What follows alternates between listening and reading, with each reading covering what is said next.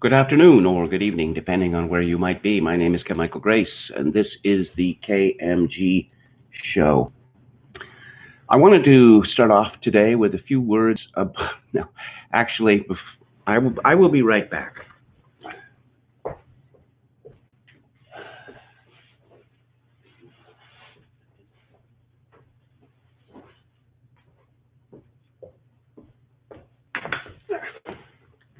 Sorry about that. It's been a little bit hectic around here. I wanted to start off with a few words about my father who died yesterday. And first off, I'd like to thank everyone on Twitter for their kind words and their pledges to pray for the repose of his soul. My father, Michael Patrick Joseph Grace, was born in Ottawa in 1931. And funny thing about him is that I didn't learn until quite late in my life, only in my 40s, that he was one quarter French Canadian by ancestry, and that is to say, his mother's mother was Quebecois. And this was an enormous surprise to me because throughout his life, he made it clear to me and to everyone else that he really did not like the French. He did not like the Quebecois French, and he didn't like the French French. Of course, I found out afterwards that actually he had, to a very large extent, grown up in the province of Quebec. There is a town in the Outaouais called Gracefield, which is named after my family. And John Grace, the head of or the first member of the Grace clan in Canada, arrived in Quebec from Ireland in 1840, and it was his descendants who founded a resort, for a store, and then first a resort in the town that was later named Gracefield. I rather got the impression that he did not like the Quebecois because Gracefield fell out of the Grace family ownership. And I think that may have had something to do with my father's father, who apparently was an inveterate gambler and had, in effect, gambled away the family inheritance. Funny thing, when I was young, I was really concerned that I wasn't going to live very long because both my grandfathers were dead before I was born. But my father, I suppose the only vestige of his Quebecois upbringing was that every so often he would buy these tins of habitant pea soup, which everyone else in the house would rather shudder when we saw it, because if you've ever seen habitant pea soup, it rather looks like movie vomit. But he was quite fond of that. It used to be the case that children were not permitted, certainly not encouraged, to know very much about their parents and their history. That is to say, questions like, when were you born? How old are you? When did you quit school? This was considered to be, none of the children's business. But I was quite assiduous in searching the various homes that we lived in for evidence of this. And so my father, he quit school, I guess, in grade 8, which was fairly common at the time. His mother was a widow, and I suppose he was expected to contribute to the upkeeping of the house. It was a large family. There were 7 children.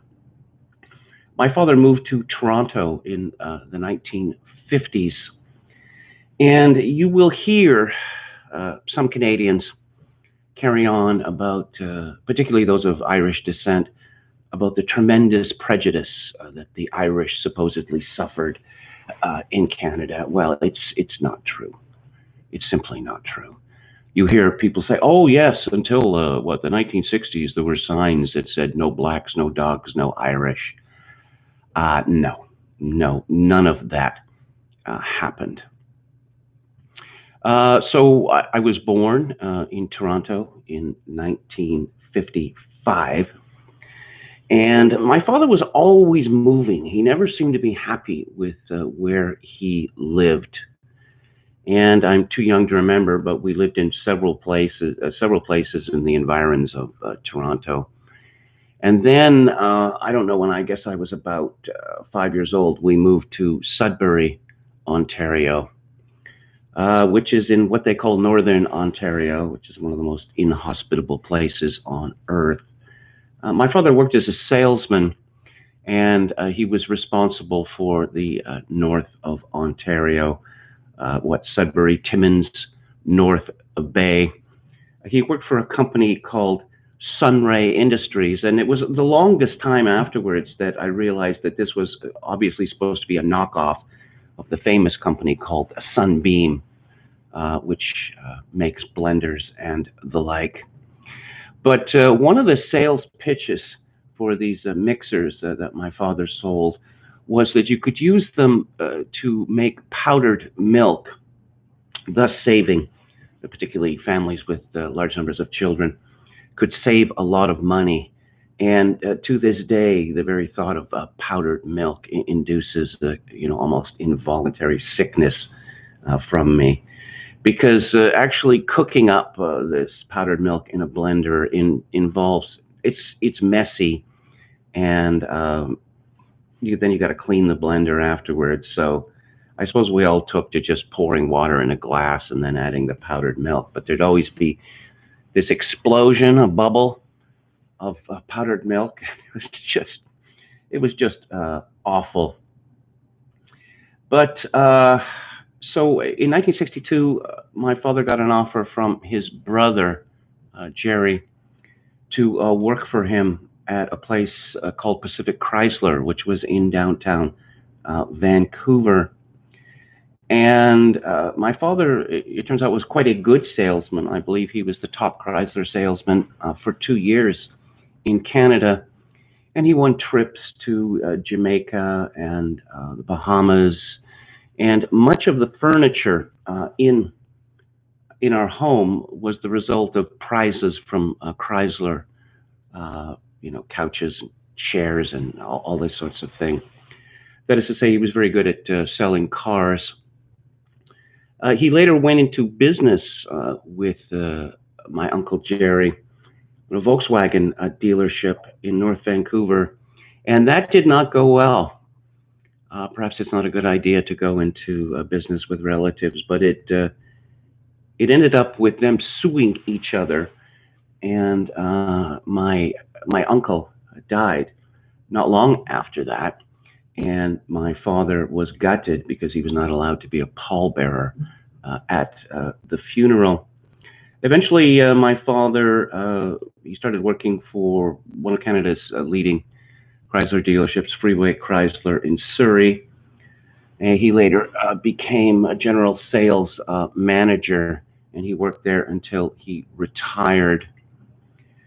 When we were, as I said, my father, he was never happy in one place. So we moved and moved and moved. And by the time that I was in grade 9, we'd been to 10 different schools.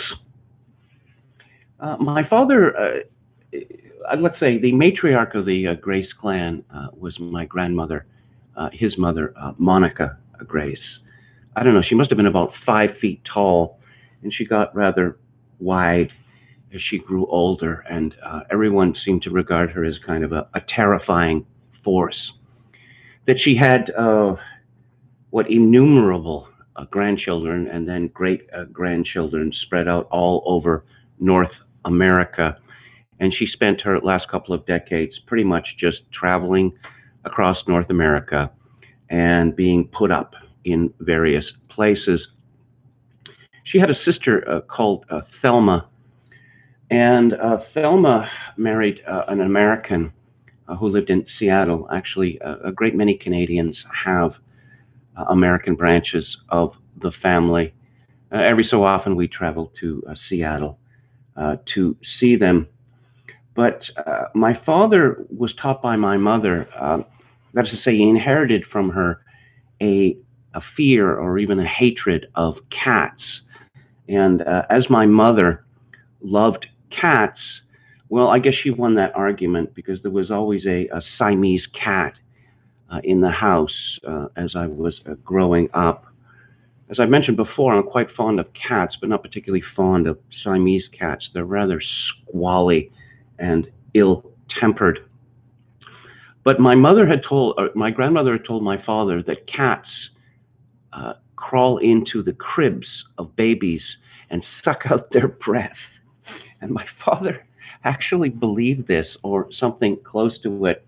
And it was always amusing when I was a child that despite the fact that my father really didn't like cats, that whenever we were sitting around the television set, say, and the cat would come into the room, it always would make a beeline for my father and jump in his lap and curl up. And my father, he could barely control his discomfort. And I kind of figured that if no one else had been in the room, he probably would have flung the cat across the room, but he wasn't able to do that with everyone present. But it was only years later I read a book that explained that behavior called The Psychology of Cats. And cats have a need to make eye contact with other creatures to establish whether that creature is a possible threat.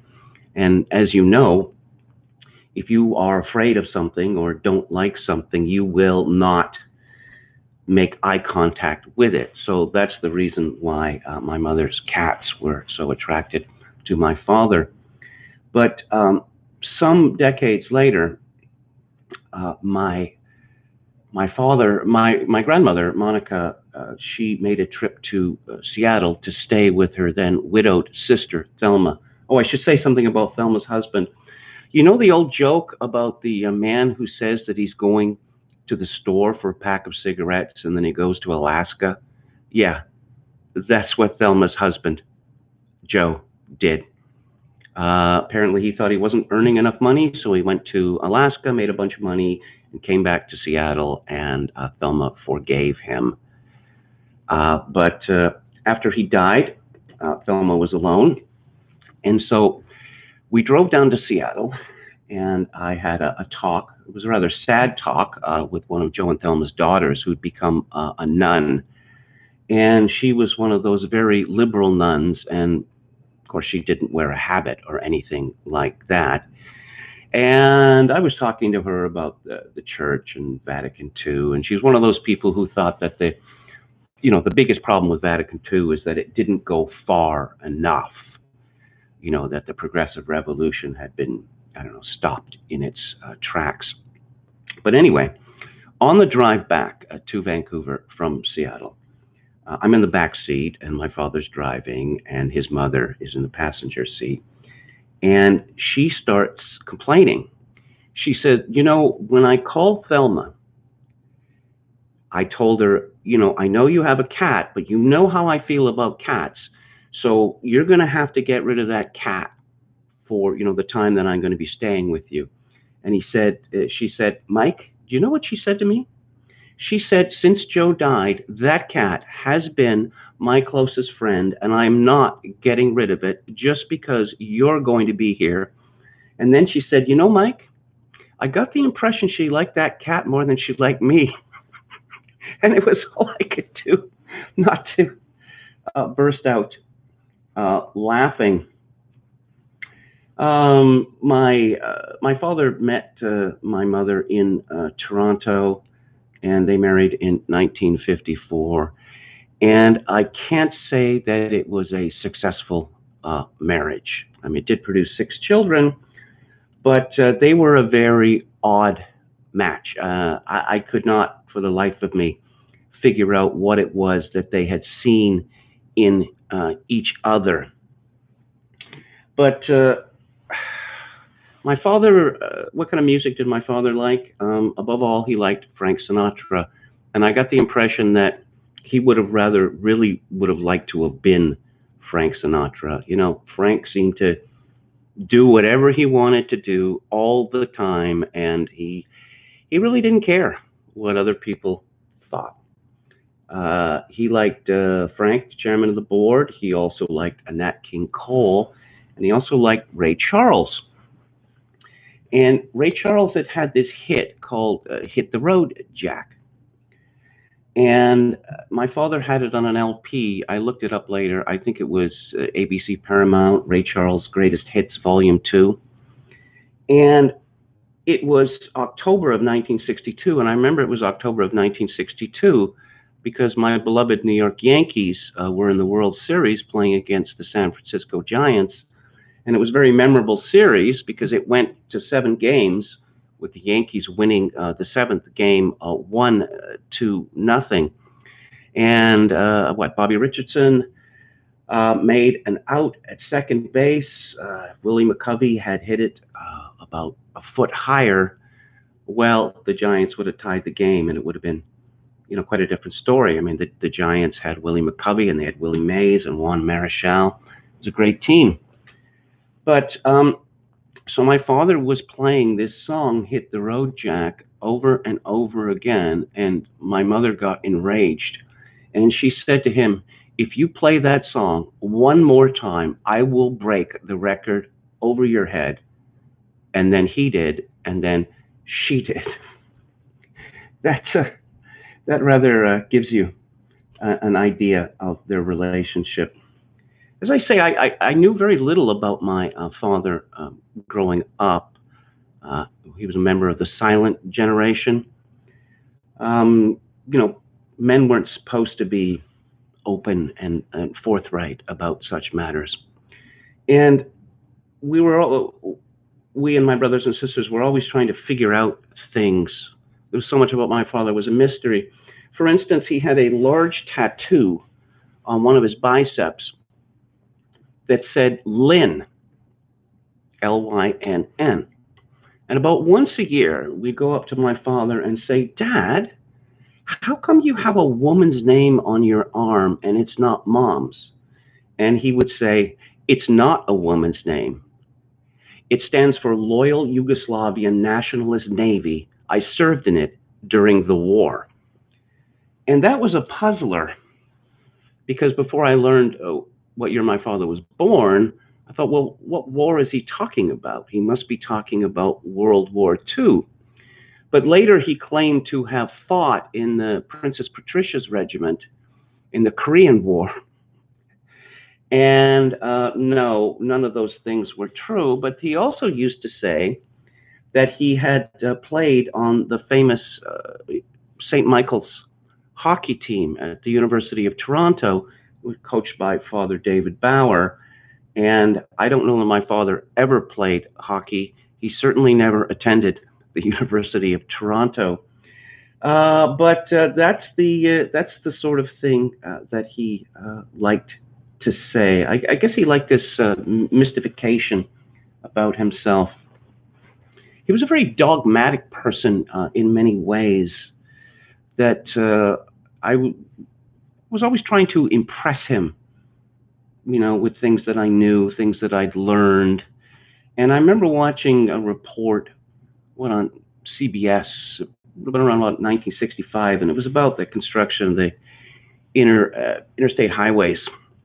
And I learned what I thought was an amazing fact, which was, at that time, the cost to build a mile of the highway was $1 million. So I went up to my father, breathlessly, and told him this, and he said, "It's not true." No, but I saw it on TV, and nope, not true. Because once again, this certainly ages me, that at the time, $1 million seemed to be an enormous amount of money. My father was something of a clothes horse. He had many suits. He had very good taste in clothing. I remember I was, I don't know, for some reason, looking at the top of his dresser, and I saw a watch there, and it said Patek Philippe. And later I thought, well, it must be Philippe Patek. They got it backwards. And it was many years later when I learned how much a Patek Philippe watch cost, and I could hardly believe it. My father liked to gamble, I guess, just like his father. And I remember one of the most amazing things that I'd ever seen is that he had these cufflinks, and they were in the form of tote or totalizer tickets. When you go to the racetrack and you bet on a horse, there's a company called Totalizer that produces these tickets, which are the evidence that you have bet so much money on, such a horse in such a race. And they said this was, Hollywood Park in California, and they were on the seventh horse in the seventh race on July the 7th, 1977. And at the time, 1977 seemed to be very futuristic. I guess it's the sharp edges, the lack of roundness. But my father, he went to the track a lot, and so I thought that I would please him by learning all about horse racing. And I remember I think in the 4th or 5th grade, and I got one of those old mechanical calculators that involved, gears that you use a little pen to move them. And I taught myself how to handicap horse races. And I used to keep all these charts and data and read the programs in the daily racing form and all that. And I used to listen to the broadcast of the races from Exhibition Park at the PNE on CJOR, where, strangely enough, I ended up working years later. And I guess I became so obsessed with horse racing when I was in elementary school that once I had a dream about a race that was going to be held the next day. And I knew all the horses' names that were in the race. And I dreamed that this particular horse was leading the race, and then it got passed by a bunch of other horses, and then it came back to win the race. And of course, that never happens in real life. Once a horse is passed in a race, that's it. There are no, comebacks for horses. But anyway, the next day, I told my father about this dream I had, and he was like transfixed, and he said, "Why didn't you tell me?"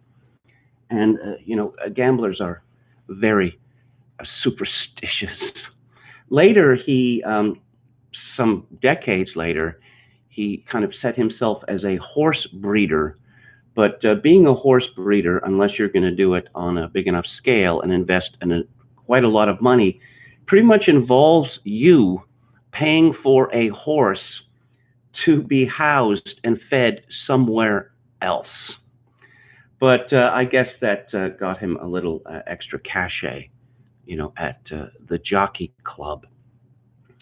And sometime after that, I guess in his later years, I heard things and I saw things, and he used to place bets with bookies on on NFL games, and large sums of money were involved.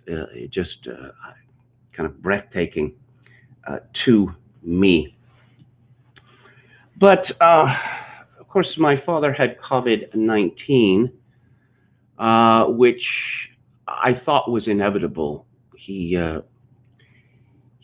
lost his mind last year and was found by the RCMP driving on the wrong side of the road in Coquitlam at 2 o'clock in the morning. Now, Coquitlam is across Burrard Inlet, and it's a long way from Surrey, and for the life of me, I couldn't figure out why he would be in Coquitlam, let alone at 2 o'clock in the morning. But then I thought, we used to live in Coquitlam a long time ago, and old people become obsessed with the past, and perhaps that was the reason. Or perhaps he just started driving and just, didn't want to stop. But anyway, he was taken to a hospital, and that was an unpleasant experience because he kept trying to escape, and he had to be restrained. He was transferred to a long-term care facility in January. And people don't tend to live very long in those places. And as I say, I figured it was just a matter of course until he got COVID-19, which he was diagnosed with, I guess, about a month ago. And I was worried, not so much that it was going to kill him, but that there'd just been horror story after horror story about long-term care homes for the aged in Canada, just the deplorable conditions and workers simply walking away, mistreating the people there or neglecting them to a horrible degree. And I suppose most of all, I worried that he was going to be put on a ventilator, but that didn't happen, and I'm grateful for that. Now, my father was a Catholic.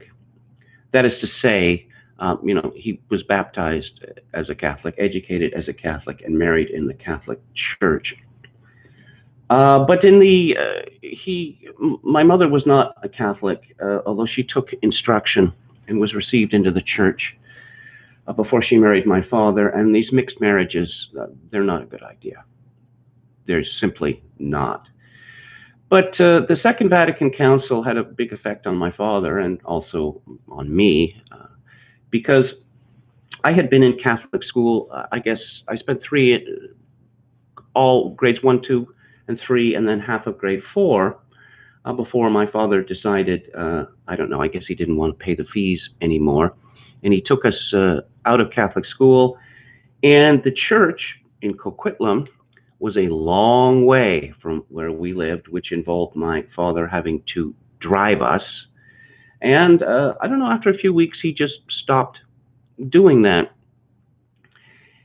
The kind of Irish Catholic family that my father grew up in was the type where I'm certain that he believed for the longest time that if he had deliberately missed Mass on Sunday or a day of holy obligation and he was run over by a bus on Monday, then he would go straight to hell.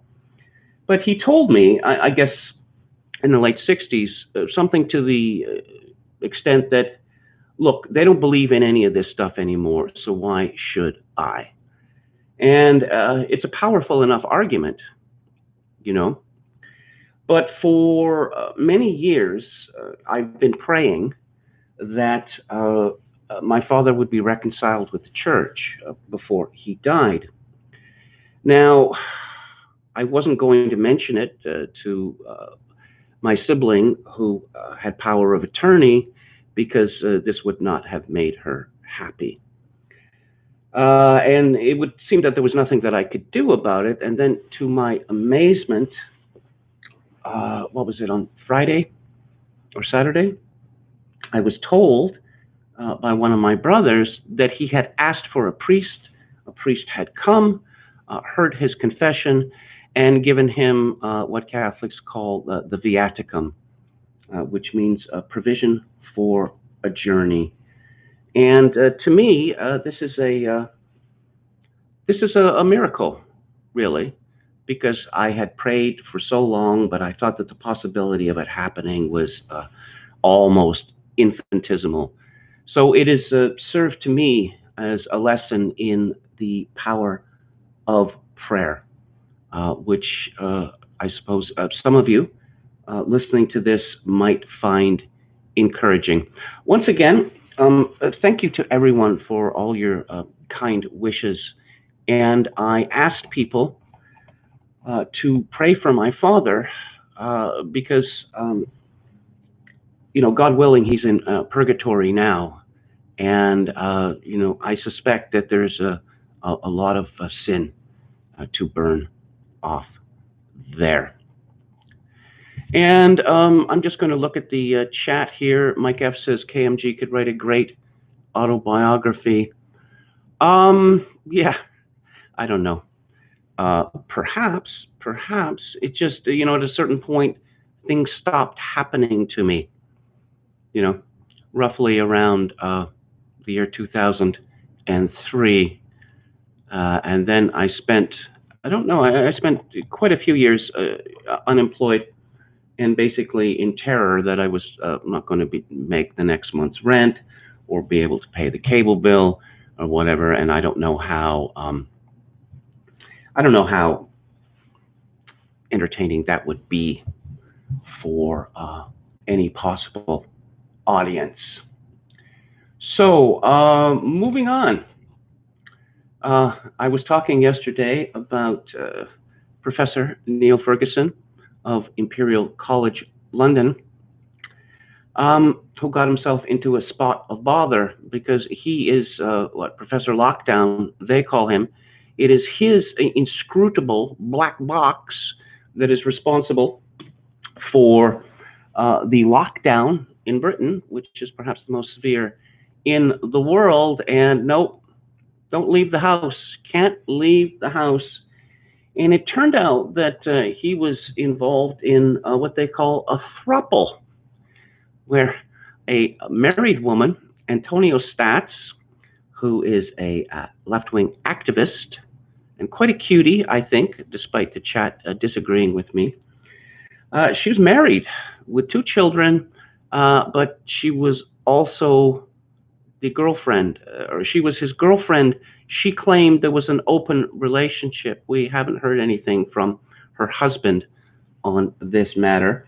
But she made 2 pilgrimages, as it were, to Professor Lockdown's manse. And the Telegraph, I don't know, perhaps they staked out his house. They broke this story yesterday, and Professor Ferguson was removed from the body advising the British government on this, although apparently Imperial College London is standing by him. This is from The Guardian. The UK Health Secretary has said he would back the police in any action they wish to take over Professor Neil Ferguson breaking social distancing rules by having a woman visit him at his home. I think it was Alex Berenson who pointed out that CNN a couple of years ago went into exhaustive detail about the supposed, how would I say, configuration of Donald Trump's private parts, but they were curiously prudish about the Neil Ferguson story, merely mentioning that he had violated social distancing rules without getting into the details. So the health minister, Hancock, said, "I back the police here. They will take their decisions independently from ministers. That's quite right. It's always been like that. Even though I have got a clear answer to what I think as a minister, the way we run the police is that they make decisions like this. So I give them their space to make that decision, but I think he took the right decision to resign." Scotland Yard said later no further action would be taken against Ferguson. A Met Police statement criticized his behavior as plainly disappointing, but ruled out issuing a fine because he has taken responsibility after resigning. The police declined to say whether officers had spoken directly to Ferguson. Let's see. Hancock said physical distancing rules were very important and everyone should follow them. He said he had supported the Scottish police warning to Dr. Catherine Calderwood, the Scottish chief medical officer who visited her second home during lockdown. He described Ferguson's decision to flout lockdown rules as extraordinary and one that had left him speechless. Earlier, another senior minister urged people to stick unequivocally to the coronavirus lockdown. James Brokenshire, a Home Office minister, said Ferguson had made an error of judgment and was right to resign. He stressed that the government's physical distancing guidelines must be followed by law, and they were there to protect us all. So, needless to say, a lot of people have been having a lot of fun. The political blogger who calls himself Guido Fox, he has the headline, "Lockdown, Pants Down, Steps Down. Bonking Boffin's free movement lover complained lockdown was a strain on her marriage."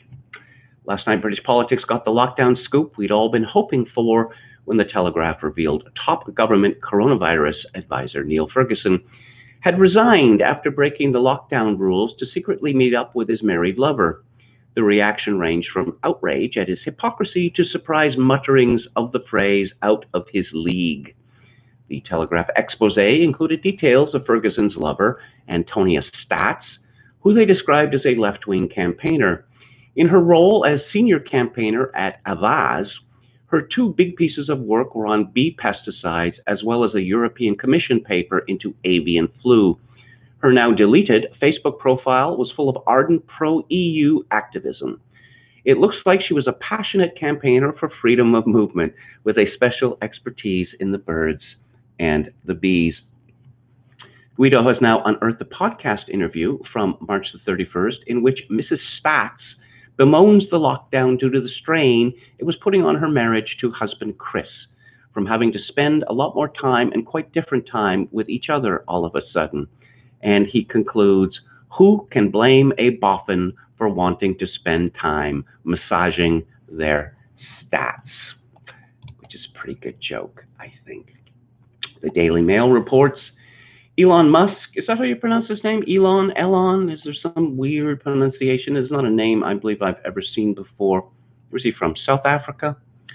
Elon Musk leads U.S. anger at hypocritical British professor lockdown Neil Ferguson over his rule-breaking trysts after issuing a report that predicted 2 million deaths in America. Elon Musk, he tweeted, what a tool. Getting right to the point. And let's see, Britt Hume of Fox News tweeted, do as I say, not as I do. The man is the father of the lockdown panic as the author of the Imperial College model projection that was wildly off base but made a huge impact. And Tucker Carlson called Ferguson obviously an appalling hypocrite. Someone called Joey Saladino tweeted, wow, maybe even he knows COVID-19 isn't that bad. Ralph Napolitano tweeted yet another example of a sociopath masquerading as a scientist, telling us to stay in our homes while they do whatever they want. And there's a picture of Elon Musk. You know, so much of what appears in the news now is that you look back 10 years ago and, okay, so you think, okay, no, none of this would have made sense. It sounds like you were babbling, okay? There's a picture of Elon Musk and his new baby, and the caption reads, the tech tycoon 48 also grabbed headlines this week when it was announced that he and 32-year-old singer Grimes have named their baby son X diphthong A-12. No, that can't be right. No. That can't be right. Alex Berenson, who's been quoted many times on this live stream, said, hey, Neil Ferguson, F you shut down the world but ignored the lockdown to F a married woman. How's that for tone? And let's see, Toby Young, Lockdown Skeptics, had a lot of fun with this. The front page of the London Sun reads, Boris Boffin and married blonde, Professor Lockdown broke lockdown to get his trousers down. Toby Young writes, no prizes for guessing what story dominated this morning's papers, Professor Pantsdown. And Patty Pantsdown was the leader some leaders ago of the Liberal Democrats. Of course, there is a Pantsdown at 10 Downing Street. Now, apparently, the fact that Boris Johnson is an outrageous cad, it doesn't seem to make any difference to Britons. A couple of weeks ago, I dubbed Neil Ferguson Dr. Strangelove, trying to capture the mesmeric effect he seems to have had on successive British prime ministers. But it turns out the Strangelove doctor would have been more appropriate. According to the Telegraph's spellbinding scoop, a marmalade dropper, if there ever was one, Ferguson has been carrying on an affair with a married mother of two during the lockdown. Talk about breaking the social distancing rules. And the icing on the cake is that the name of his 38-year-old mistress is Antonio Stats, You couldn't make it up, as we say on Fleet Street. The punning possibilities are endless. Incidentally, if you can't get past the Telegraph's paywall, not to worry. The story is also in the Mail, the Guardian, the Metro, the Independent, the New York Times. It's everywhere. The BBC even has it, although in a very muted form. One interesting detail. In his statement to the Telegraph, Professor Ferguson said, "I acted in the belief that I was immune, having tested positive for coronavirus, and completely isolated myself for almost 2 weeks after developing symptoms." So not only does Professor Lockdown think you do develop immunity after recovering from COVID-19, but you don't even need to take an antibody test to prove it. If only all of us who think we've had it were free to act in the same way. I'm fascinated by the details about Antonia's stats. According to the Telegraph, she lives in a £1.9 million house in South London with her husband and 2 children and has an open marriage. Guido dug up a podcast she did on March 31st, now offline, 24 hours after visiting Professor Ferguson, in which she complains that the lockdown is putting a strain on her marriage. But it's her politics I'm really interested in. The Telegraph has her down as a left-wing campaigner, a reference to the fact that she campaigned against leaving the EU and is a long-standing environmental activist who supported Greta Thunberg's climate strike. Many of the papers have included a picture of her standing outside Number 10, delivering a petition to the Prime Minister about ending fossil fuel subsidies. Some of you may be wondering, what is the relevance of Ms. Stat's politics? The answer, obviously, is that her politics are likely to be Professor Ferguson's politics. We know that he co-authored a paper in 2016 warning of the terrible consequences of leaving the EU, and we can see from his Twitter feed that he's not exactly a Tory.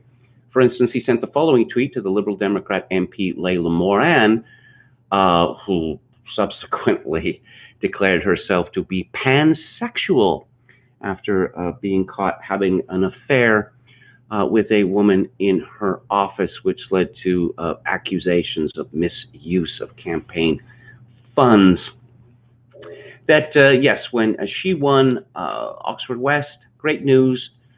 Ferguson tweeted, "So happy to wake up to hear you won." I'm thinking that the other Neil Ferguson, the one whose Christian name is spelled Niall, is he rather jealous about what's going on? Because he was the most famous Neil Ferguson, but now he isn't. I also think he might be a little miffed that, that you know that this is going to happen, that people are going to come up to him in public, maybe even on the street, and say, how could you do that? You know, to Professor whatever his name was, Chris Jones or whatever. What a horrible man you are, etc., etc. No, I'm not that Neil Ferguson. Oh, of course you're not that Neil Ferguson. Oh, there's thousands of Neil Fergusons out there. Actually, there probably are many thousands of Neil Fergusons out there.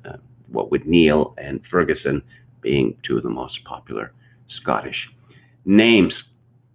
The reason for looking to the political affiliations of the scientists and experts who've been advising governments across the world during this crisis is that it may throw some light on why those governments have made such poor policy decisions. Will the vast majority of those advisors turn out to be left of center, like Professor Ferguson? I'm 99% sure of it, and I think that will help us to understand what's happened.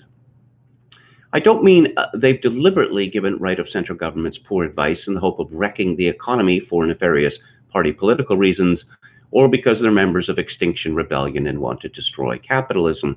I'll get to that later with regard to Elizabeth May. Nor do I believe in any of the conspiracy theories linking these public health panjandrums to Bill Gates and Big Pharma and some diabolical plan to vaccinate 7.8 billion people.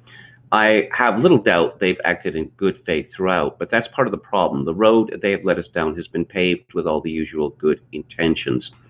The mistakes these liberal policymakers have made are depressingly familiar to anyone who studied the breed. Overestimating the ability of the state to solve complicated problems, as well as the capacity of state-run agencies to deliver on those solutions. Failing to anticipate the unintended consequences of large-scale state interventions. thinking about public policy in terms of moral absolutes rather than trade-offs, chronic fiscal incompetence with zero inhibitions about adding to the national debt, not trusting in the common sense of ordinary people and believing the only way to get them to avoid risky behavior is to put strict rules in place and threaten them with fines or imprisonment if they disobey them, and ignoring those rules themselves, obviously. Arrogantly assuming that anyone who challenges their policy preferences is either ignorant or evil, never venturing outside their metropolitan echo chambers, being citizens of anywhere rather than somewhere, you know the rest. We've seen it 100 times before. More often than not, the solutions these left-leaning experts come up with make the problems they're grappling with even worse, and so it will prove to be in this case. The evidence mounts on a daily basis that locking down whole populations in the hope of flattening the curve was a catastrophic error, perhaps the worst policy mistake ever committed by Western governments during peacetime. Just yesterday, we learned that the lockdowns have forced countries across the world to shut down TB treatment programs, which over the next 5 years could lead to 6.3 million additional cases of tuberculosis and 1.4 million deaths. There are so many stories like this that it's impossible to keep track. We will soon be able to say with something approaching certainty that the cure has been worse than the disease. Neil Ferguson isn't single-handedly responsible for this world historical blunder, but he does bear some responsibility. His apocalyptic predictions frightened the British government into opposing a full lockdown, with other governments quickly following suit. And I'm afraid he's absolutely typical of the breed. He suffers from the same fundamental arrogance that progressive interventionists have exhibited since at least the middle of the 18th century, wildly overestimating the good that governments can do, assuming there are no limits to what science can achieve, and at the same time ignoring the empirical evidence that their ambitious public programs are a complete disaster. At bottom, they believe that nature itself can be bent to man's will. It isn't an attractive 38-year-old woman in a red dress that brought down Professor Lockdown. It's a nucleic acid molecule in a protein coat. And here we see another variation on the world's favorite meme with the guy with his head turned, looking at the other woman, where the other woman has stay at home, protect the NHS, save lives, covering her head. Boris Johnson has his live-in girlfriend, and now the mother of his child, is a 34-year-old woke millennial. Now, it has been my observation that there are very few men today who dare to disagree with their wives or girlfriends about politics. And so to me, there is little doubt that the reason for Boris's U-turn on herd immunity was that Carrie Simons ran herd on him and told him that this will not stand. And so let's talk about how everyone else is reacting. An amusing story about President Trump. Without covering his own face, President Trump visited a Honeywell factory making N95 face masks in Arizona, while Guns N' Roses' Live and Let Die played in the background. I commented, the only thing that could make this story better is if a bald eagle flew into the building and perched on Trump's shoulder. Trump, of course, did a 180, and now he's done it again. That there was no the lockdown served no purpose. It served no purpose medically. It only served to crash the economy and society. And obviously, the longer the lockdown went on, the more it was going to hurt Donald Trump. So this is a win-win situation. I have to say that I prefer Guns N' Roses' cover of Live and Let Die to the Paul McCartney original, for the reason that, you know, I remember when that song came out, I thought this is quite good. And Paul McCartney had been rubbish for a number of years. And I thought, no, this is quite good. But what is that horrible cod reggae middle eight. That is just terrible. And then I was reading an interview where Paul McCartney said, "Oh, that was Linda's bit." And I thought, yes, of course it was. If you ever want to amuse yourself, you can easily find recordings that were made of Linda McCartney's backing vocals during Wings tours. Like the sound engineers isolated her voice in order to amuse herself. I guess they were perhaps upset that a woman with no musical talent whatsoever was a member of the biggest band in the world, but you can't blame the late Linda McCartney for that. That was all Paul's idea. Trump said in a Oval Office news conference, "We went through the worst attack we've ever had in our country. This is really the worst attack we've ever had. This is worse than Pearl Harbor. This is worse than the World Trade Center. There's never been an attack like this." I'm going to be talking about China shortly, but I mean, this really suggests that Trump is looking for payback. So let's see, this Texan girl's liberal parents said they won't attend her wedding because her fiance is a conservative. She's now looking for someone to walk her down the aisle. Retweet if you think it should be a Trump doing the honors. And Donald Trump Jr. responded, "Really sad and touching at the same time. Good for her for standing up to the nonsense. P.S. If she doesn't find someone better, count me in. I'll walk her down the aisle. Let me know." Now, it's just this Trump derangement syndrome that you're going to let something like this, ruin your daughter's wedding day? What horrible people they must be. Oh, and Joe Biden, who is still alive and still talking, unfortunately for him and the Democrats, he was on Morning Joe with Joe Scarborough and Mika Brzezinski, and he was talking about the coronavirus, which apparently is all Donald Trump's fault, and he said, this is a verbatim quotation, "The pandemic is that this president has no intercourse whatsoever with the rest of the world." Okay, some people have acknowledged that Joe Biden is in trouble because of the accusation made by Tara Reid, his former staffer, and also his long documented history of jaw-dropping creepiness around women and girls.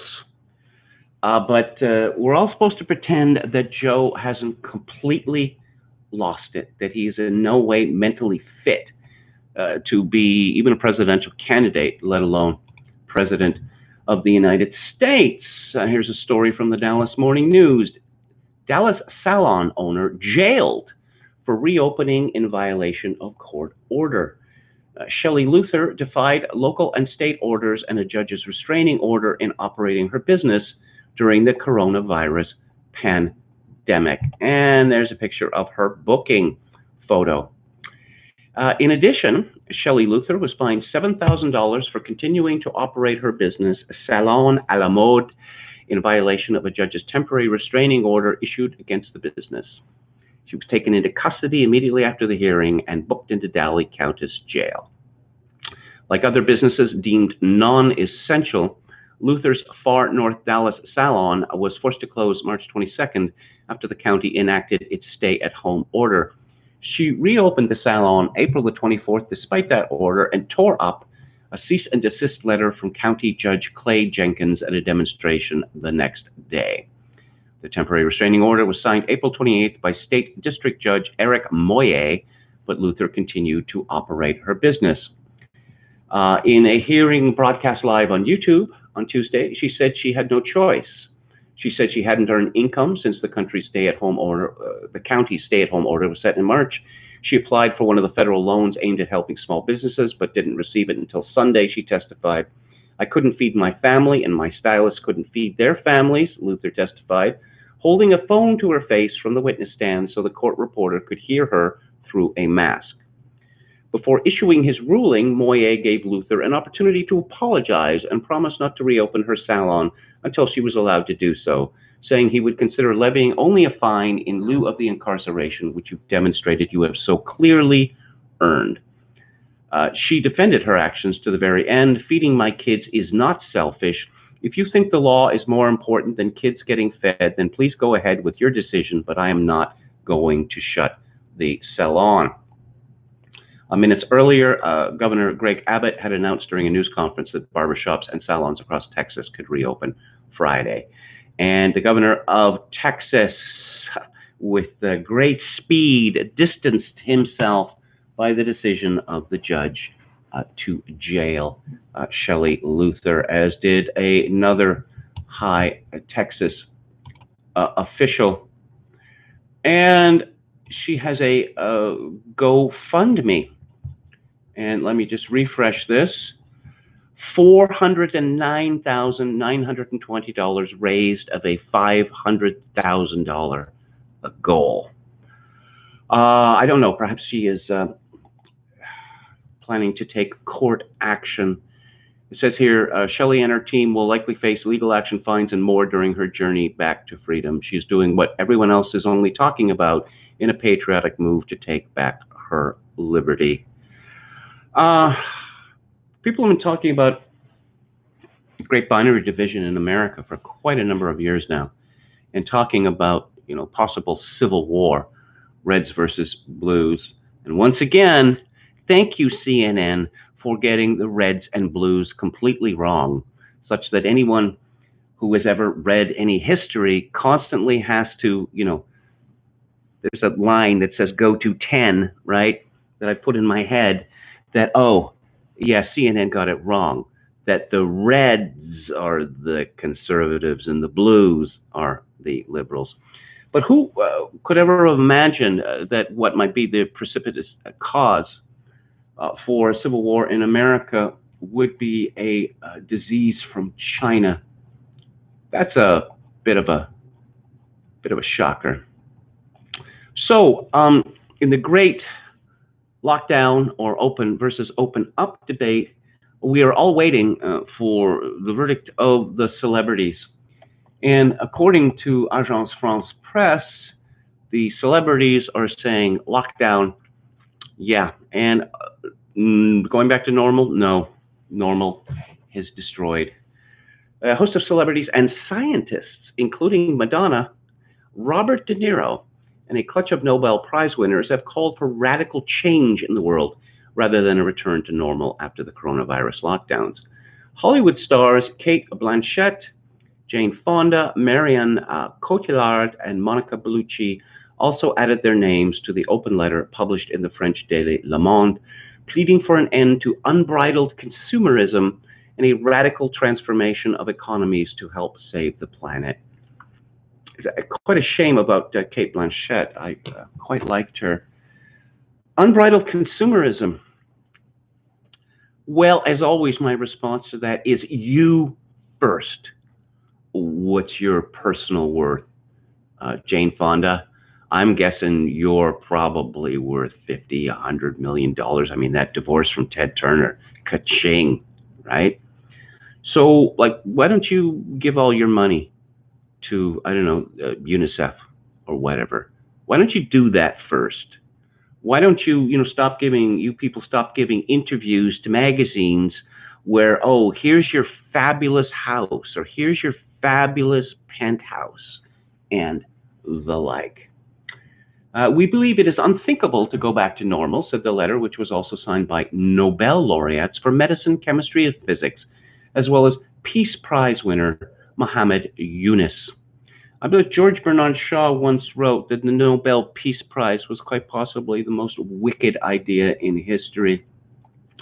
The signatories said that the pandemic was a tragedy, but it was a chance for humanity to examine what is essential.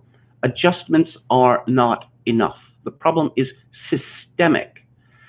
Now, Toby Young said that he didn't buy into the conspiracy theories, that this was some sort of an effort to, destroy the world. Well, look, we have this letter here where they're saying adjustments are not enough. The problem is systemic. Normal, no, there's no normal anymore. And yes, the pursuit of consumerism and an obsession with productivity have led us to deny the value of life itself, that of plants, that of animals, and that of a great number of human beings. How about the babies that are aborted? I noticed that you don't mention that. Because most babies are aborted for what, inconvenience, or that it will lead to a monetary loss. Pollution, climate change, and the destruction of our remaining natural zones has brought the world to a breaking point. I am an enemy of scale, but what I suspect these people have in mind would be pretty horrible. From the Associated Press, as Europe and the US loosen their lockdowns against the coronavirus, health experts are addressing growing dread over what they say is an all but certain second wave of deaths and infections that could force governments to clamp back down. We're risking a backslide that will be intolerable, said Dr. Ian Lipkin of Columbia University Center for Infection and Immunity. There will be a second wave, but the problem is to which extent? Is it a small wave or a big wave? It's too early to say, said Olivier Schwartz, head of the virus unit at Francis Pasteur Institute. Well, thank you for the modesty, Dr. Schwartz. I'm not being sarcastic. I just, when one gets the impression, reading so many of these experts, that they are cheering on the disease, that they are cheering on the death toll, that they want the lockdown to last forever for whatever reason. It's a story, an opinion piece from the Dallas Morning News. If coronavirus predictions keep changing, what good are they? That is a very good question. The projections of many of the models have changed numerous times since health officials began citing them, causing confusion about the future of COVID-19 and how reliable models are as tools. And predictions are likely to change in Texas, which has begun allowing businesses to reopen, creating the potential for a second wave of infections, or actually creating the potential for people not to go bankrupt or go insane, you know. But no, we can't go back to work. That would be irresponsible. You're putting the economy ahead of human lives. Well, I would suggest that, when cancer treatment and the like is suspended, surgeries are deemed non-essential. Oh, yeah, that tumor we were going to take out of you, non-essential. Well, it seems pretty essential to me, says the patient. I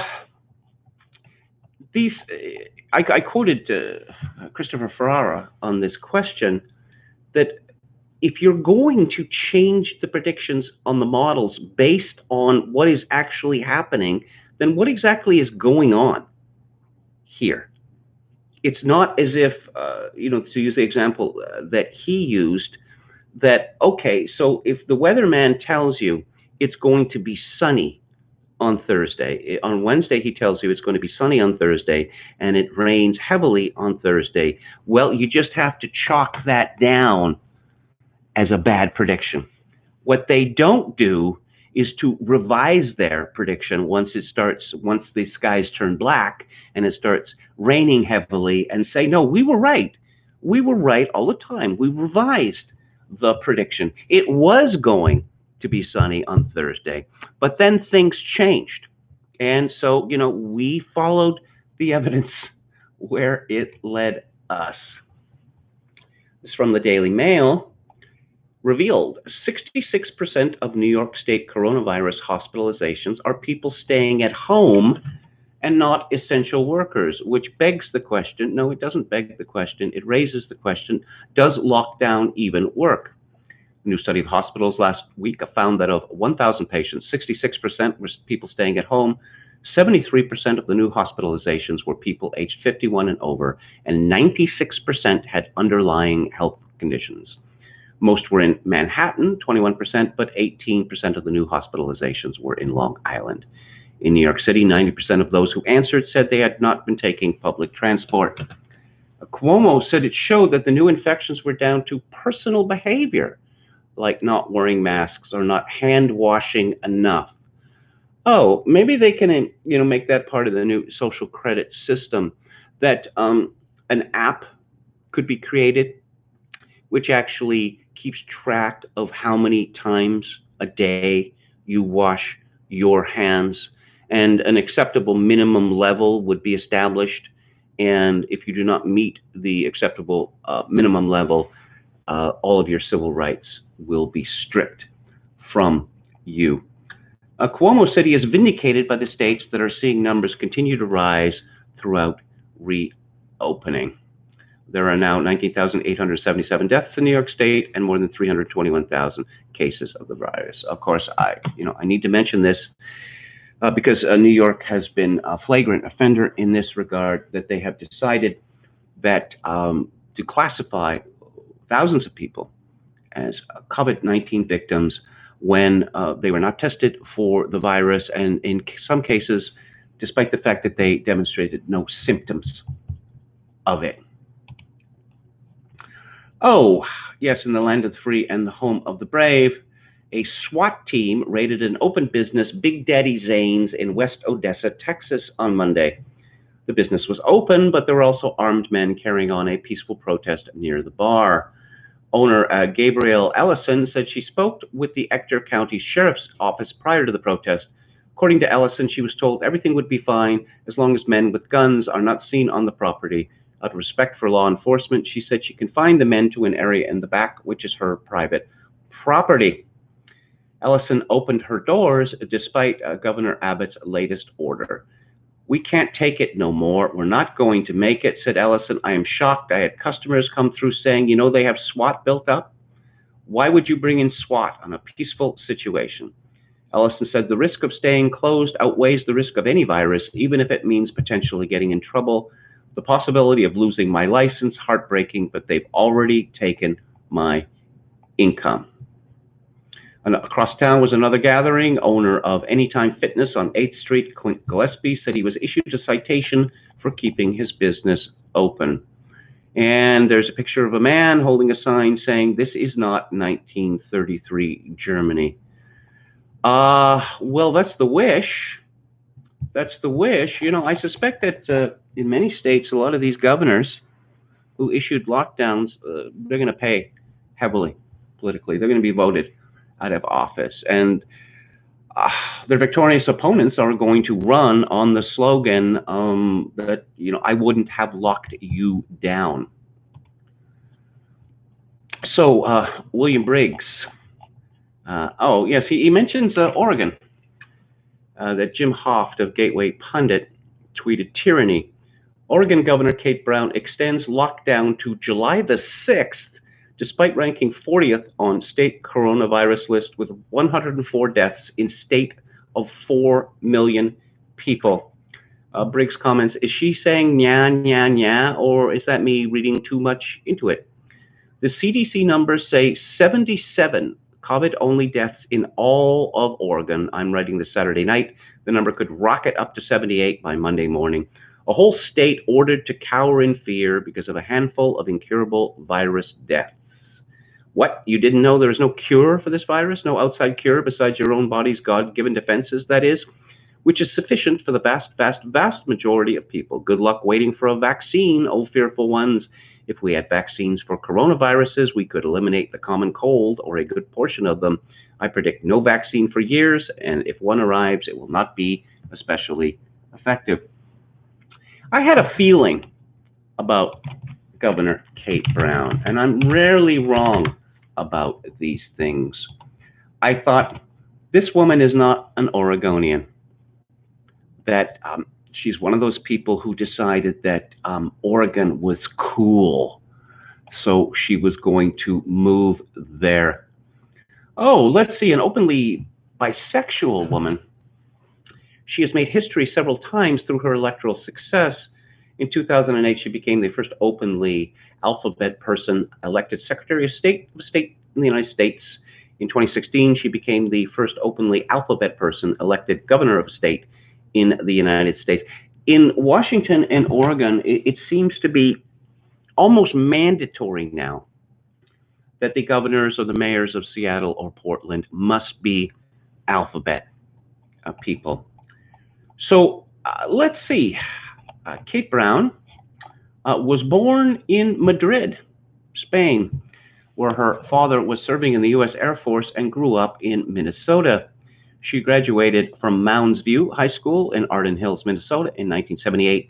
She earned a Bachelor of Arts in Environmental Conservation with a certificate in Women's Studies from the University of Colorado Boulder and a JD degree and certificate in Environmental Law from the Northwestern School of Law at Lewis and Clark College in 1985. Yeah, so she was born and educated to BA level, not in the state of Oregon. And increasingly, the fact that we're being led by carpetbaggers. It just, I just sort of take it as a given now that I look at any particular politician and nope, not born in this city where you're, running for mayor or running for MP, not even, didn't grow up here or grow up in this province or grow up in the state you represent.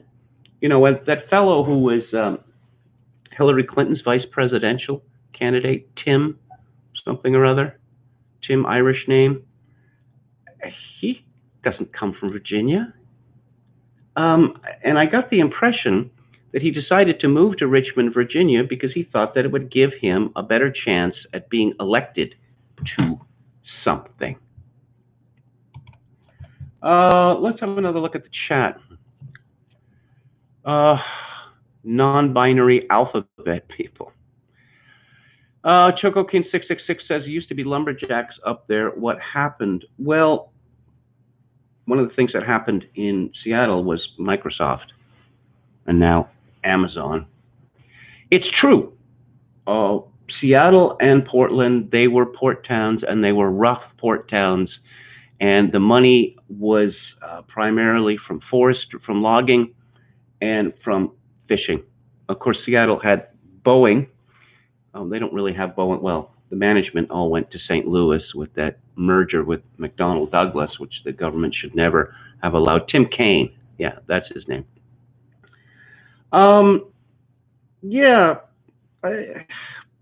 Californication is another part of it.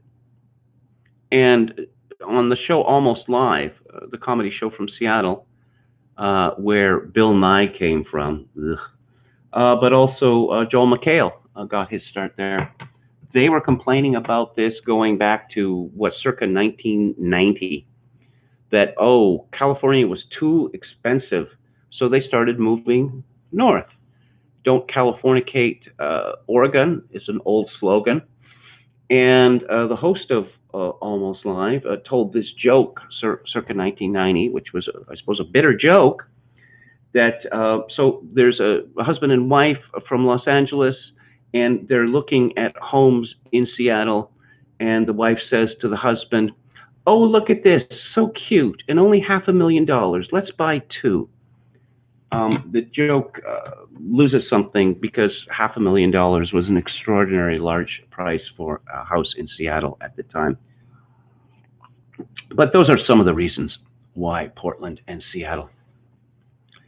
Chad Chadson, our moderator, says, I'm working in Eugene now, not a single case of COVID-19. Eugene, Oregon is my understanding. That's where the University of Oregon is. That's where they filmed the movie Animal House.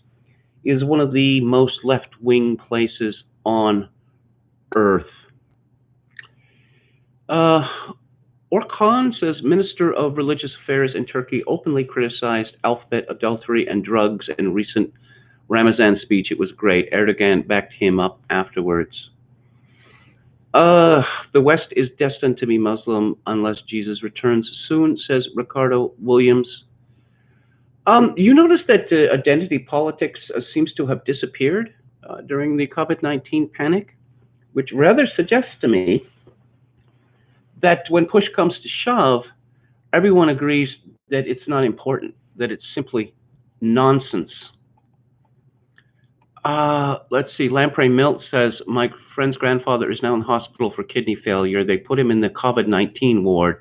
This is happening now on Long Island, New York.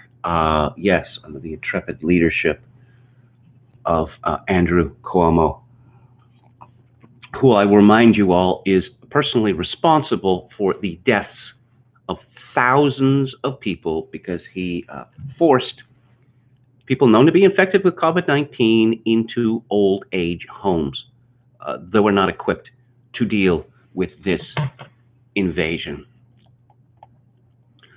Okay, so let's go back to it here. And yeah, let's see. What about those rumors they'll use vaccination certificates, William Briggs writes, for such things as employment or school enrollment? Why, those are conspiracy theories. True, they already have such rules in place for other vaccinations. Didn't you know? Or did you forget? So it's not a theory in those cases, but sure, it will remain a theory for COVID. NYC social distancing bust. NYPD are now arresting social distancing violators. Halfway in the video, a cop holding a taser punches a man in the head. This is escalating very rapidly. Where is leadership? Says Melissa at My Three Monkeys.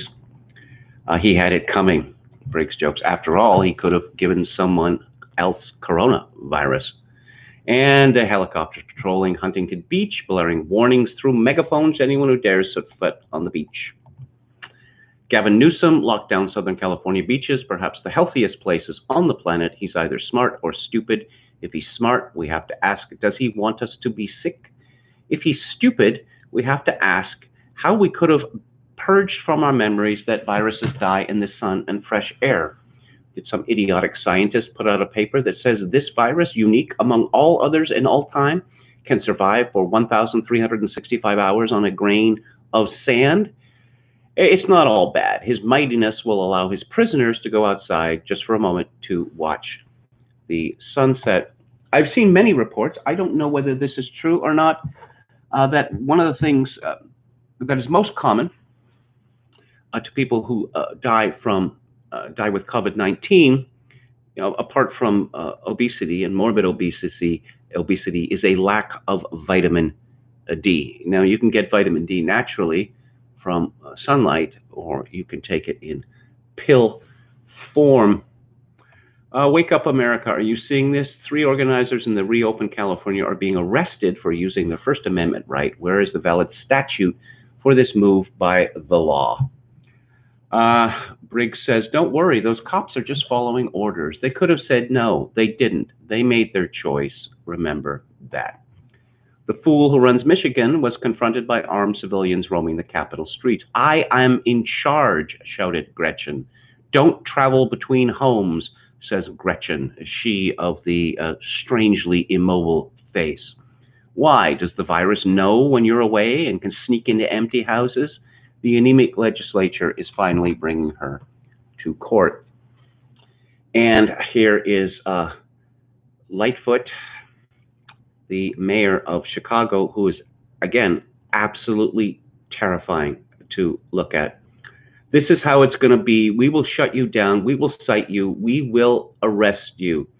And she said, don't make us treat you like a criminal. You little people had better welcome your oppression or else.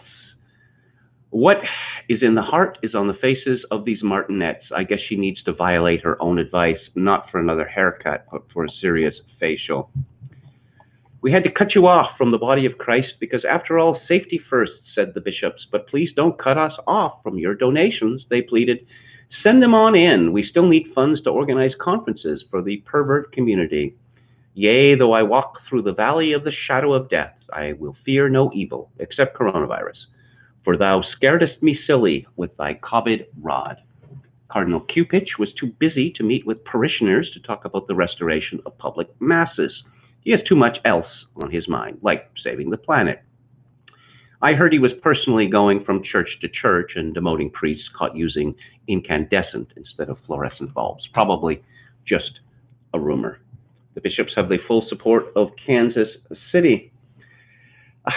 So the Kansas City Health Department is recording customer names, which will enable it to more quickly trace, test, and isolate individuals who may have been exposed to COVID-19 if an employee or customer had the virus at the time they frequented the business.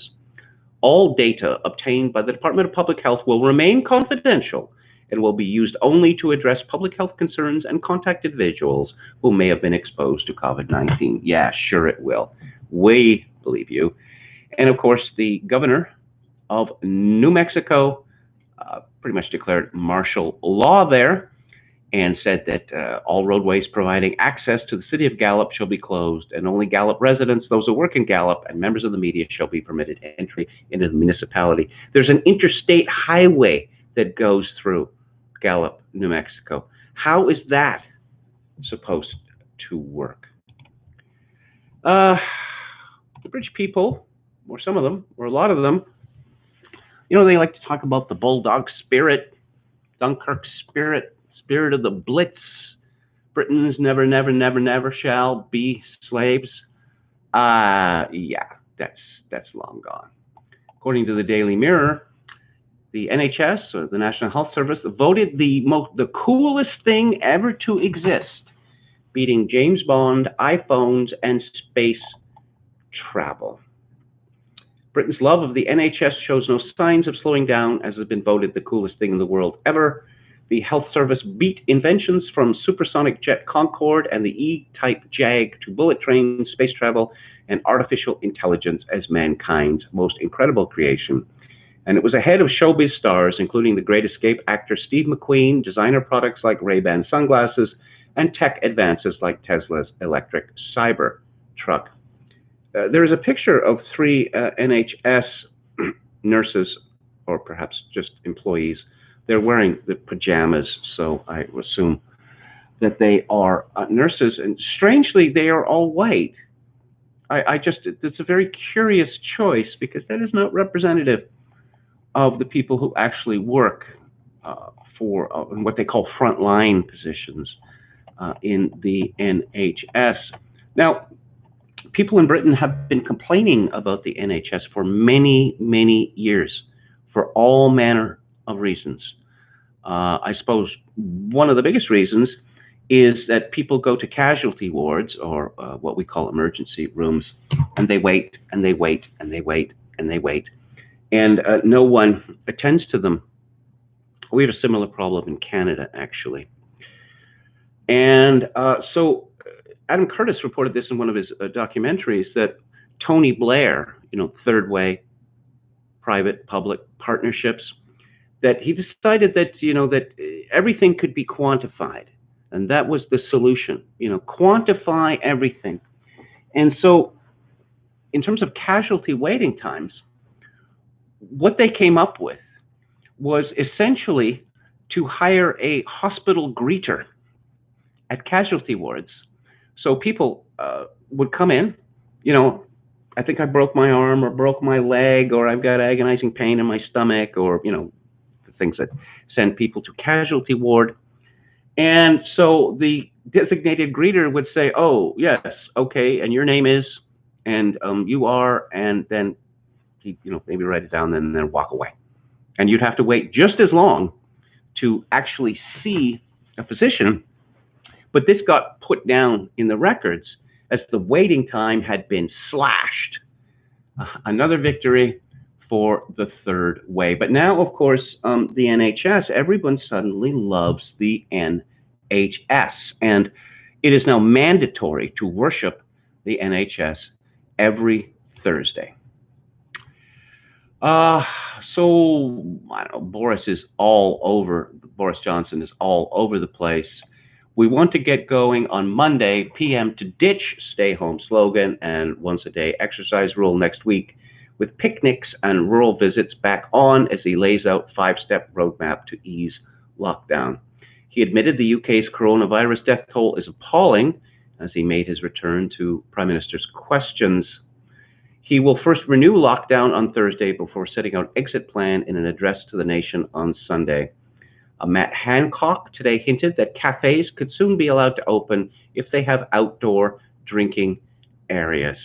Maybe they could allow these outdoor drinking areas, they could allow people to smoke in them once again, on the same principle that there's an awful lot of air out there as compared to, you know, indoors.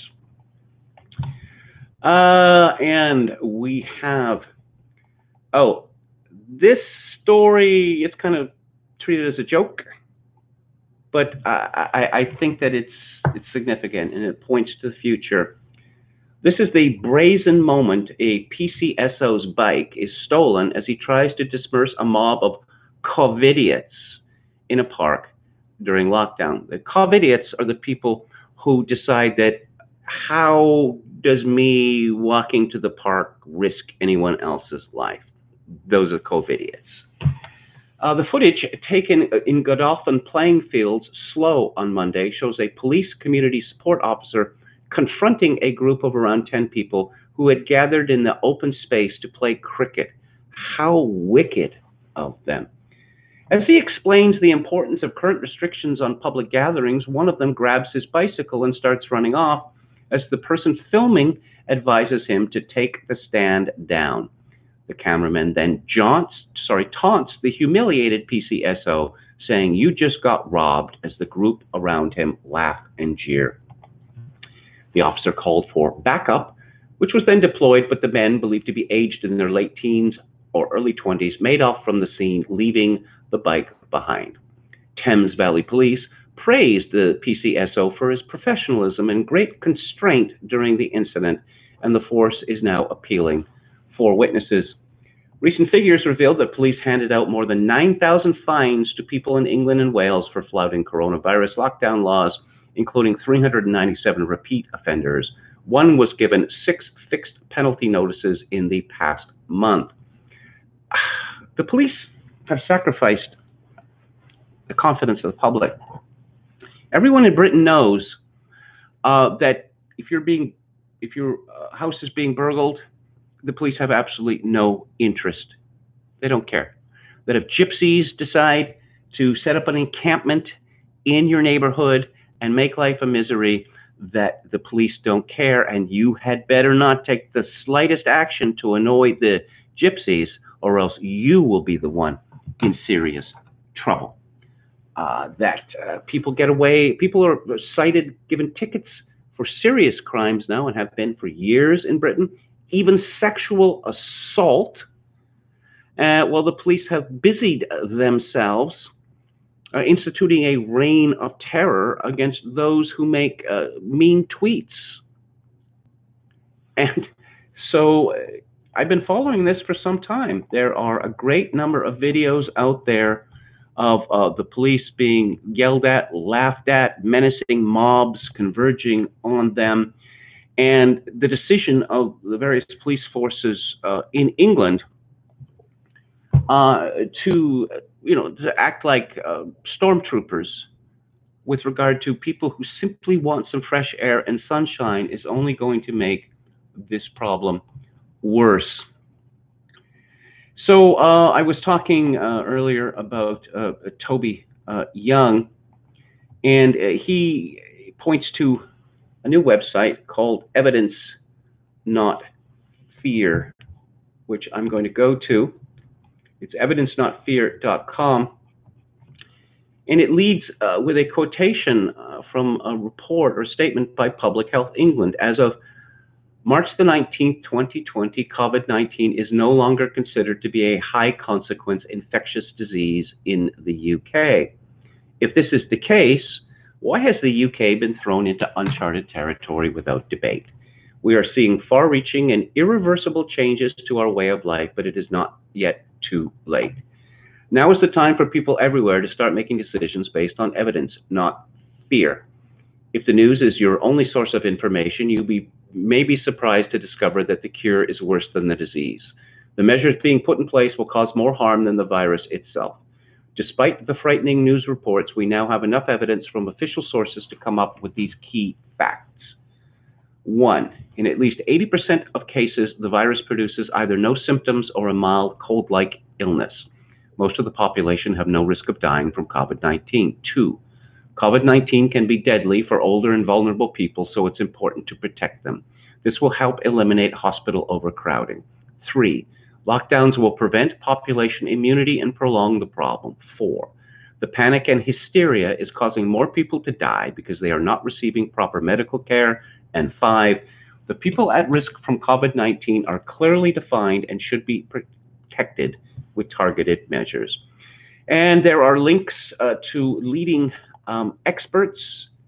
You know, once again, if anyone tells you that all the experts say that lockdown is necessary and lockdown until further notice is necessary, they are lying to you. Some of the most prominent medical people and professors in the world are lockdown skeptics.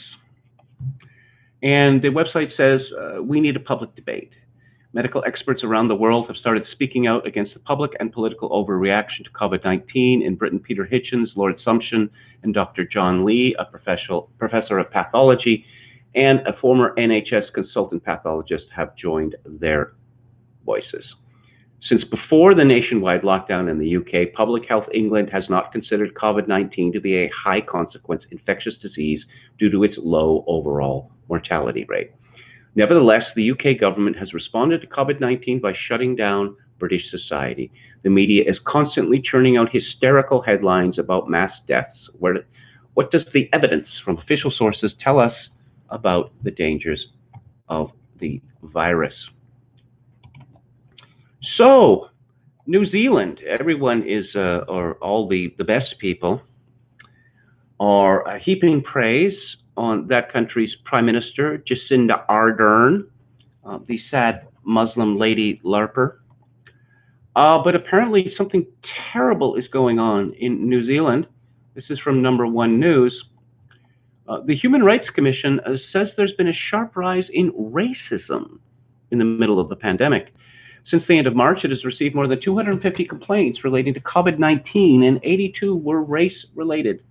Race Relations Commissioner Meng Foon said there was a particular rise in bullying and harassment of people from Chinese and Asian descent.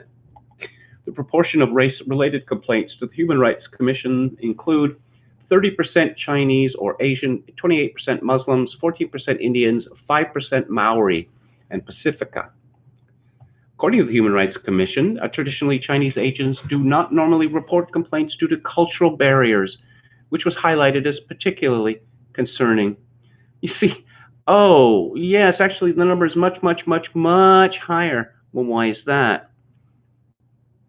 Because, oh no, the Chinese are so shy and retiring that, you know, they don't do this sort of thing. Mr. Foon said before the lockdown, there was a big spike in racism. It is disappointing, and we must also flatten the curve of racism too. The Human Rights Commission noted complaints of racial harassment were happening online via social media and indifferent treatment for customers of Asian descent in supermarkets. That's a shame.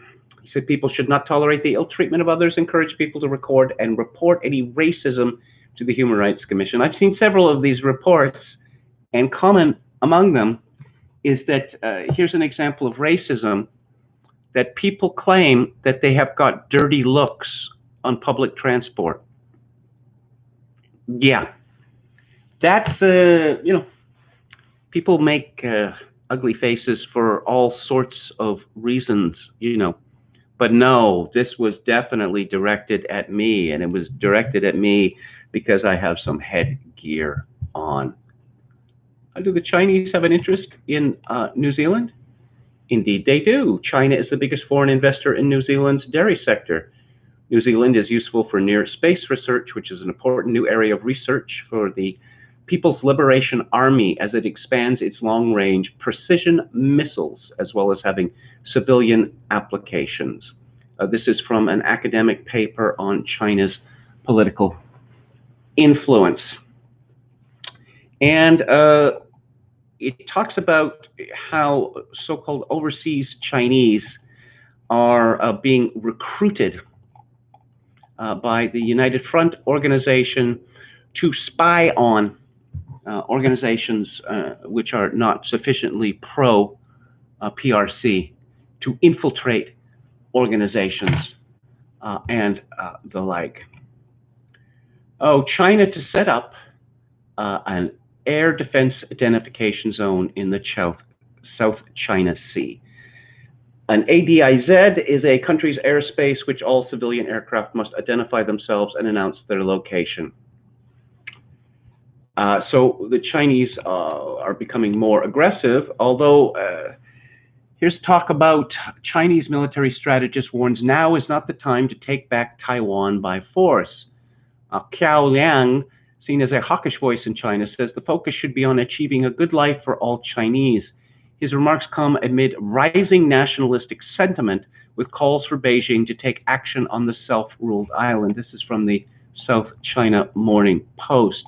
Now, you may think that it's good news that this so-called hawkish Chinese military strategist is saying now is not a good time to take Taiwan by force. What's more significant to me is this question is now being discussed openly. China's ultimate goal is not the reunification of Taiwan, but to achieve the dream of national rejuvenation so that all 1.4 billion Chinese can have a good life. Cao, a professor at the PLA National Defense University in Beijing, said in an interview. Could it be achieved by taking Taiwan back? Of course not. So we shouldn't make this the top priority. If Beijing wants to take Taiwan back by force, it will need to mobilize all its resources and power to do this.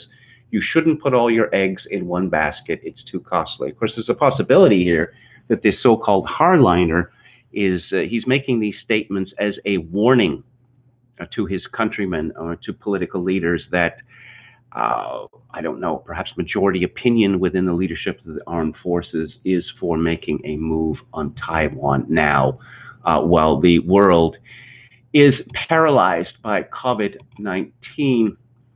It's from PJ Media. As China's economy implodes, Trump ratchets up the pressure.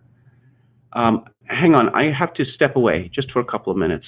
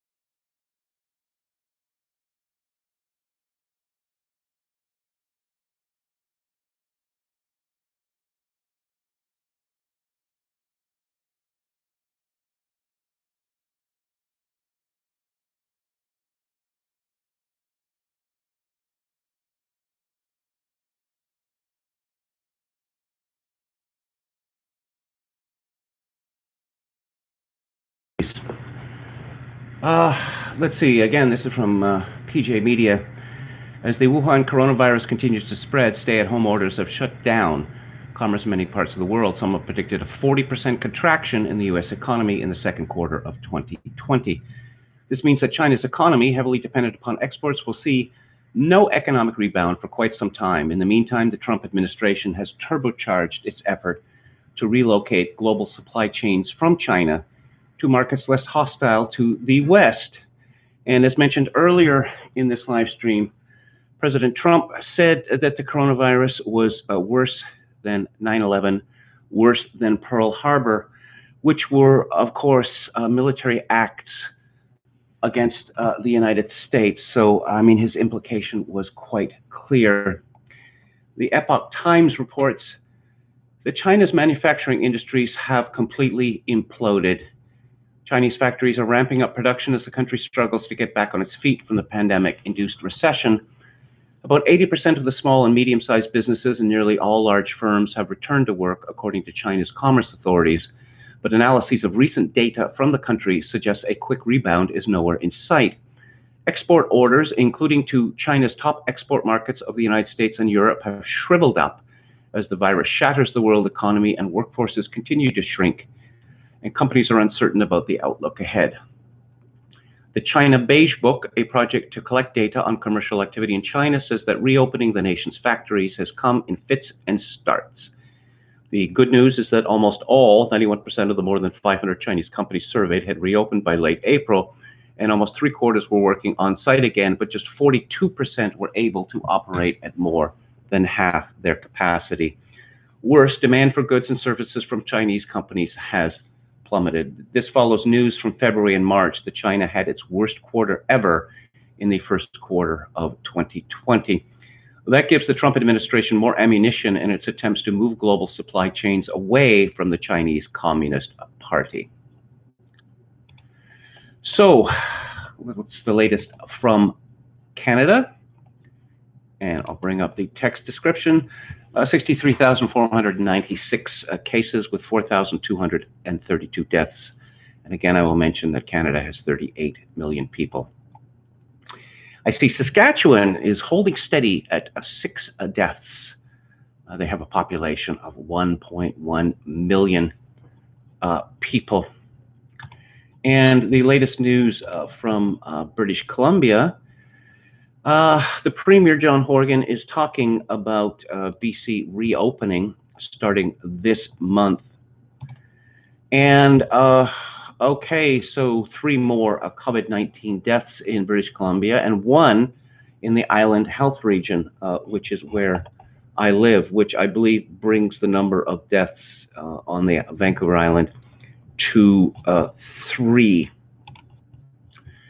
And what's the timeline here? That's a video. Can't look at that. Ulterior motives. I want to talk about that in just a minute. BC announced its plan to ease COVID-19 restrictions, allowing small gatherings. In Ontario, which has the strictest regime in Canada, Premier Doug Ford said that all retail stores with a street entrance can reopen Monday to provide curbside pickup and delivery. Ford said hardware and safety supply stores, which had been restricted to curbside shopping since April 4th, will be allowed to open fully on Saturday. As well, nurseries and garden centers, which are limited to serving customers for pickup only, can be back in bloom on Friday. And the Liquor Control Board of Ontario, which controls the liquor sales, said of May 14th it would be extending its hours. And the government has also further liberalized Ontario's liquor laws as a prescription for helping an ailing restaurant sector stricken by the COVID-19 panic. The Alcohol and Gaming Commission of Ontario lowered the minimum price that restaurants and bars are allowed to sell gin, rum, tequila, vodka, and whiskey. At the same time, the provincial licensing agency extended measures that allow restaurants and bars to sell beer, wine, and spirits to go with takeout meals until the end of the year. Well, again, if Doug Ford really wanted to help restaurateurs, he could allow restaurants to have people smoking on patios again. I stopped going to restaurants entirely or to pubs entirely because why would I want to pay 3 times for what I would pay, at the store for a place that makes me leave my belongings behind and my drinks behind if I want to have a cigarette? And it has been my experience. Uh, you know, I'm there with a friend, and there's a pitcher which is 2/3 full of beer, and go out for a quick smoke, come back. Hey, who are you people? Why are you drinking our beer? Oh, we thought you'd left it. You thought that we left a pitcher 2/3 full for you to enjoy? Is that what you thought? Oh, sorry, man. Uh, let's see. Elizabeth May, who is the outgoing leader of the Green Party, and the Bloc Québécois leader, Yves-François Blanchet, say that the oil patch is dead, and they're warning Ottawa against financial supports. This is a story from the CBC. Canada's oil and gas sector is on the ropes as COVID-19 crushes demand and the global price war pushes domestic companies to the brink of bankruptcy. But 2 opposition leaders say Ottawa should simply let part of the industry wither and die. Elizabeth May says governments around the world should use the pandemic and the resulting economic fallout as an opportunity to reorganize the energy mix and find other jobs for Albertans working in the sector. Other jobs. It's that simple, is it? Oh, why does the government have such a high unemployment rate when the government can simply, find other jobs for Canadians to do? It's too funny. BQ leader Yves-François Blanchet said Alberta's tar sands are condemned and federal funds should be directed at supporting renewable energy sources rather than projects like the Trans Mountain Pipeline expansion. My heart bleeds for people who believe the sector is going to come back. It's not, May said. Oil is dead, and for people in the sector, it's very important there just be transition funds. Yes. So what's their plan? Oh, the Green Revolution.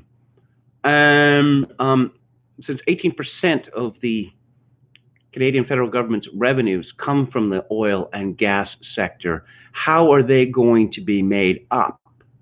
Money printer go brrr. That's seriously their solution. The Greens have for years wanted to destroy the oil and gas industry, and they hate Alberta with a passion. And here's something else. The oil and gas provinces, which are Saskatchewan, Alberta, and British Columbia, they keep Canada alive. So now that they have been staggered by the collapse, the second total collapse in the price of oil, who is going to pay for Canada to exist? Well, I guess money printer go brrr. That's the solution. That, we'll just reconfigure our whole economy to be green. Do you have any idea how much that costs, money printer, etc.? May said governments have managed to order shutdowns of major industries in the past, citing Quebec's decision to end the production of asbestos and the collapse of the cod fishery in Newfoundland and Labrador. Yes, it was a rather amusing situation in Canada in the 1990s, as one comedian said it, that Newfoundlanders were being paid not to fish that weren't there anymore. And this was actually what was happening. And when the federal government, which was Liberal at the time, announced that it was going to curtail its program of paying people not to fish that aren't there anymore, they decided in Atlantic Canada that they were going to abandon the Liberals and vote for the Conservatives, I suppose because they believed that the Conservatives would once again pay them not to fish that aren't there anymore. I wanted to talk lastly about Michelle Obama, who is described as the most admired woman in America. Apparently, Joe Biden would be just pleased as punch to have her as his Veep. And there's even been talk of her replacing Joe Biden at the top of the ticket. It's from the Daily Mail. Michelle Obama admits in the new Netflix documentary Becoming that having children was a concession in quotes, that cost her, quote, aspirations and dreams after she rose to become Barack's equal. In what sense is she Barack's equal? Barack Obama was elected president of the United States twice. I've explained this before, but Michelle Obama, she is really living the dream because she is rich and famous and influential and beloved, and she has done nothing in her life. She married the boss, or as they like to say, she made her money the old-fashioned way. She married it. The documentary was released on Netflix on Wednesday and sees the former First Lady narrate parts of her life from when she was a child to meeting Barack, their time in the White House, and what she hopes to do now with her time. Among the revelations she makes is that when she met her husband, she felt she had to rise to become his equal. My relationship with Barack was all about our equal partnership. If I was going to have a unique voice with this very opinionated man, I had to get myself up and set myself off to a place where I was going to be his equals. She goes on to say that the birth of their daughters, Malia, now 21, and Sasha, now 18, changed that dynamic. The thing that really changed it was the birth of our children. I wasn't really ready for that. That really made it harder. Something had to give, and it was my aspirations and dreams. I made that concession not because he said you have to quit your job, but it felt like I can't do all of this, so I have to tone down my aspirations. I have to dial it back. It's the cruelest thing that a mother could ever tell her children is, I didn't ask for you to be born. And this is what Michelle Obama is telling her children. I didn't ask for you to be born. She really is the mother of the year. What a foul woman. So let's see, her first child was born in 1998. And in 1998, Michelle Obama was 34 years old. So, yeah, I don't really, hopes and dreams and aspirations. What did she do, Michelle Obama? Now, she got into Princeton, obviously because her older brother, had been a basketball star there, where she majored in sociology and minored in African-American studies. And she wrote her thesis or essay for her major, and it was about her experience at Princeton.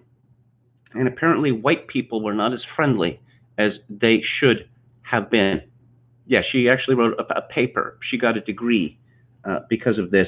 You know, I suspect that what happened to Michelle Obama at Princeton was this.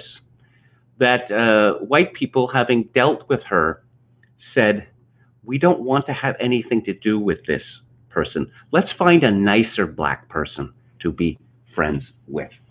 Because Michelle Obama has never lost the chip on her shoulder. Imagine being in the situation that she is in now and bitching about your children actually being born. There's so much mystery about the Obamas. For instance, Michelle Obama claimed that she had a miscarriage, and that's why that led to IVF. No, that's not the sequence of events.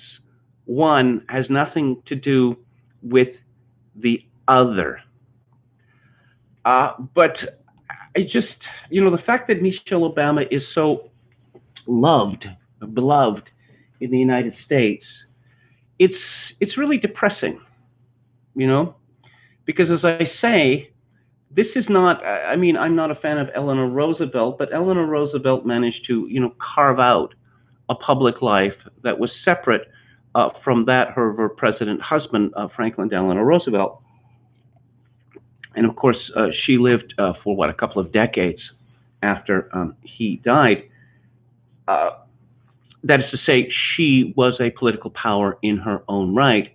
Michelle Obama has never been anything other than a satellite of her husband. Now, there's nothing wrong with that, of course, but again, oh yes, Michelle Obama, world leader Michelle Obama. Barack Obama was in the news because the Republicans are sniffing around for documents regarding America's involvement in the Ukraine. And Barack Obama says, "You are not going to get those documents from me." But the note paper, it says at the top, the office of Barack and Michelle Obama. Michelle Obama had a relatively huge staff when she was the First Lady of the United States, and something close to an infantry battalion was mustered when she was moved a couple of blocks to a farmer's market in Washington, D.C. This is a woman who, at the height of the economic crisis, insisted on taking a separate plane to a Hawaii vacation. I mean, the difference was something like 6 or 8 hours. And it just shows you what a weak man Barack Obama is that he didn't say, "Are you kidding me? Do you know what's going on in this country now? And you're insisting on taking a separate flight? No, I'm sorry, you're going to wait, and you're going to come with me, and that's that." No, but Barack did not say this. But let's see. Maureen Dowd wrote, "I wince a bit when Michelle Obama chides her husband as a mere mortal, a comic routine that rests on the presumption that we see him as a god." This reminds me of another thing, that Michelle Obama in 2008 made a point of insulting her insulting her husband in public frequently. This is not an attribute of a loyal and loving wife. And now she has decided to do a terrible thing to her children.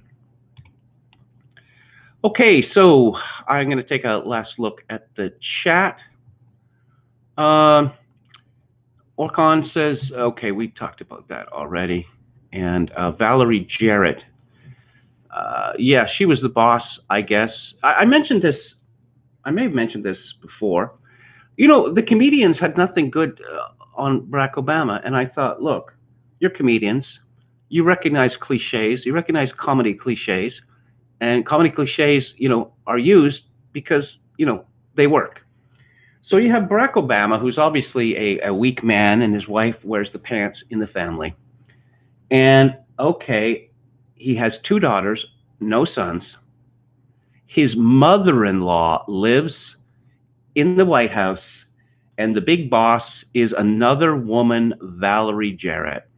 And the comedians, I guess they were too afraid to make anything of that. Ian Chadwick says, one of my in-laws, super progressive, had like a 2-foot-tall doll of Michelle Obama. One of the 2-year-olds in the extended family would scream in fear whenever he saw it. Absolutely hilarious. You may have seen that Don Lemon. People say that my speaking style is kind of stilted and abrupt at times. I am smooth as glass compared to Don Lemon. And he delivered, I don't know, what would you call it, an editorial? And it was about Donald Trump and what a bad man he is and how he hates Barack Obama so much. And he listed the ways in which Barack Obama is, so much superior to Donald Trump.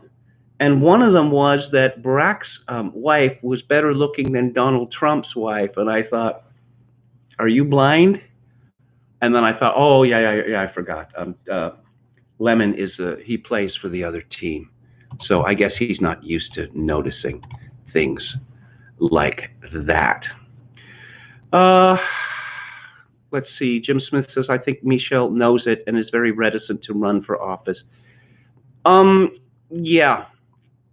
I think that she's smart enough not to run for office because it would be a humiliating experience, because things would actually be expected of her, and things have not been expected of her. She was given this job, in the healthcare services industry, because her husband at the time was a state senator that had oversight over healthcare in Illinois, and when her husband left, the job was eliminated. That's simple. Anyway, thank you so much for listening, and once again, thanks again for all of the words from you about my father. I appreciate it. I think more than I can adequately express. Tomorrow is Theater Thursday, and we're going to be talking about a movie starring Alec Guinness called Tunes of Glory, and it's set in Edinburgh. And this is Alec Guinness Week, and on Friday I'm going to be discussing the 3 memoirs that Alec Guinness wrote. I'll be back on the air tomorrow at 4 p.m. Pacific, 7 p.m. Eastern. If you'd like to show any part of it, I'd appreciate it if you click on the like button and subscribe to my YouTube channel if you haven't already.